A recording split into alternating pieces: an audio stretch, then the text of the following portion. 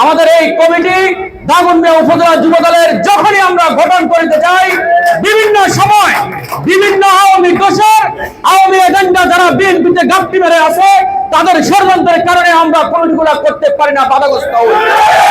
আর এই ধারাবাহিকতায় আমরা তিনজন দীর্ঘ আন্দোলন সংগ্রামের পরে, দীর্ঘ দ্বিমতের পরে, অনেক আলোচনা সাপেক্ষে জেলা নেতৃবৃন্দর মাধ্যমে ওনাদের সাথে আলোচনা ক্রমে আমরা একমত পোষণ করি এবং আমরা 8টা ইউনিয়নের মধ্যে 6টা ইউনিট কমিটি সম্মেলন প্রস্তুতি সমন্বয় কমিটি করিতে ইনশাল্লাহ সম্মতি হই। সেই মোতাবেক জেলা সেই কমিটি ঘোষণা করে। ইতিমধ্যে দেখা যাচ্ছে বিশেষ করে রাজাপুর ইউনিয়নে দেখা যাচ্ছে যে সমস্ত নেতৃবৃন্দ আমাকে ফোন দিয়েছেন, ভাইয়া আমাকে কমিটিতে রাখিয়েন, আমি তার নাম মনসুরকে প্রস্তাব করেছি। কমিটি ঘোষণার কিছুক্ষণ পরে বা পরের দিনের মাথা আমি দেখতেছি সেই ছেলে পথ এক করে সোশ্যাল মিডিয়াতে সে দল নিয়ে বিরূপ মন্তব্য করতেছে, বিভিন্ন জায়গায় তারা বলাবলি করতেছে এই এলাকা আমার, এই এলাকা আমার। ফেনী জেলা যুবদলের বিপ্লবী আহ্বায়ক জনাব নাসিরউদ্দিন খন্দকার, ফেনী জেলা যুবদলের সংগ্রামী সদস্য সচিব জনাব নাইমুল্লাহ চৌধুরী পরাগ, ফেনী জেলা যুবদলের সংগ্রামী সিনিয়র যুগ্ম আহ্বায়ক জনাব বিপি দুলাল ভাইয়ের নেতৃত্বে আজকের এই রাজাপুরে বলে যাচ্ছি, যুবদলের কোন ওয়ার্ড কমিটি, কোন ইউনিয়ন কমিটিতে কোন আওয়ামী দোসর, কোন সন্ত্রাসী, কোন চাঁদাবাজ যদি বাধাগ্রস্ত করে জবাব দেওয়া হবে, তাকে দাঁত ভাঙা জবাব দেওয়া হবে। সংগ্রামী নেতৃবৃন্দ, আপনাদের প্রতি শুধু একটা অনুরোধ রইল, এই কমিটি হয়েছে, এই কমিটি একজন সমন্বয়ক আর বাকি সকল নেতৃবৃন্দ হচ্ছেন সদস্য। এখানে সকলের মান সমান, কেউ সিরিয়ালে আগে কেউ পরে। এটা দলের কাছে, আমাদের উপজেলার কাছে এবং ফেনী জেলা নেতৃবৃন্দ কারো কাছে কোনো মানের কোনো বেশকম নাই। আপনারা এটা নিয়ে কেউ দ্বিমত করবেন না। আপনাদের দায়িত্ব হচ্ছে এই সমন্বয় কমিটি। আমি জেলা যুবদলের আহ্বায়ক জনাব খন্দকার নাসিরউদ্দিনের সাথে আমার কথা হয়েছে দুপুরবেলা। উনি বলছেন 48 ঘন্টার মধ্যে উনি আমাদেরকে পরবর্তী নির্দেশনা দিয়ে দিবেন। আমাদেরকে একটা ধারণা দিয়ে দিয়েছেন, আপনারা প্রত্যেকটা ওয়ার্ডে যুবদলের সদস্য ফরম ছাড়বেন, সদস্য ফরম ফিল আপ করে আমাদের মাধ্যমে আমরা জেলাতে এটা হস্তান্তর করব।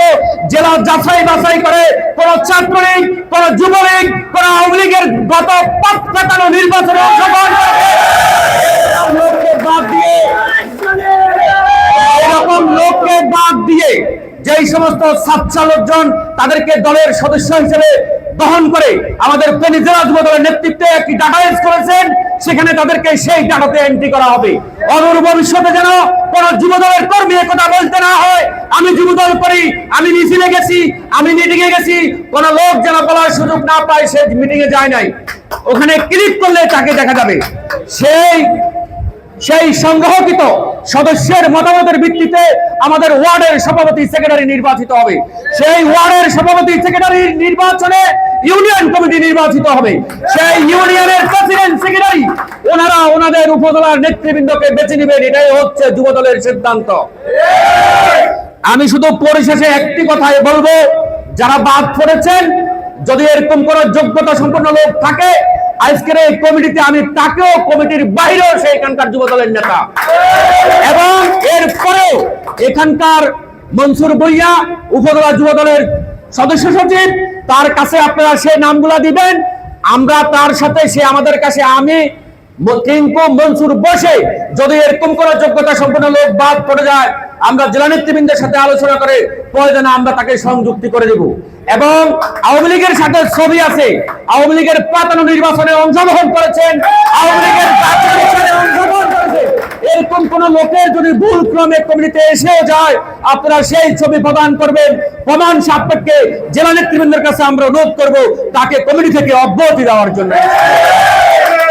পরিশেষে আর কোনো কিছু বলার নাই। কারো রক্ত চক্ষুকে ভয় না পেয়ে 9টা ওয়ার্ডে দিব্যি আরামে যুবদলের কর্মী সমাবেশ করে যুবদলের কর্মকাণ্ড চালিয়ে যাবেন এবং এই যুবদলকে এমন ভাবে সুসংগঠিত করেন তৃণমূল থেকে আগামী জাতীয় সংসদ নির্বাচনে ধানের শীষের প্রার্থীকে বিপুল করে জয়লাভ করে আমরা যেন আমাদের দাগনভূঞা উপজেলাবাসীর ভাগ্য পরিবর্তন করতে পারি। সকলে এই মর্মে কাজ করবেন। পরিশেষে দলের নির্দেশনা, দলের নেতৃত্ব মেনে নিবেন, মেনে চলবেন, এটাই দলের গঠনতন্ত্র। আবারও সকলকে ধন্যবাদ জানিয়ে আমি আমার সংক্ষিপ্ত আকারে বক্তব্য এখানে শেষ করছি।